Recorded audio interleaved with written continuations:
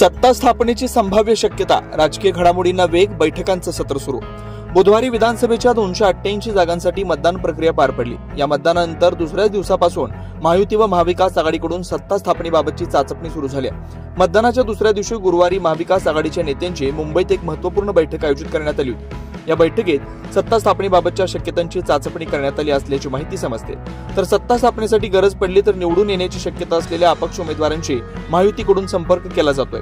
निवडणुकीत महाविकास आघाडीला स्पष्ट बहुमत मिळालं तर कशा पद्धतीने पुढे जायचं या पर्यायासह, स्पष्ट बहुमत मिळालं नाही आणि बंडखोरसह अपक्षांची गरज लागणार असेल तर काय पावले उचलायची याबाबत बैठकीत चर्चा झाल्याचं सूत्रांनी सांगितलं। या बैठकीला काँग्रेसकडून विधिमंडळ पक्षाचे नेते बाळासाहेब थोरात, आमदार सतेज पाटील, शरद पवार गटाचे प्रदेशाध्यक्ष जयंत पाटील, तर उद्धव सेनेकडून खासदार संजय राऊत व अनिल देसाई उपस्थित होते। त्यामुळे आता राज्यात राजकीय हालचालींना वेग आल्याचं पाहायला मिळतंय।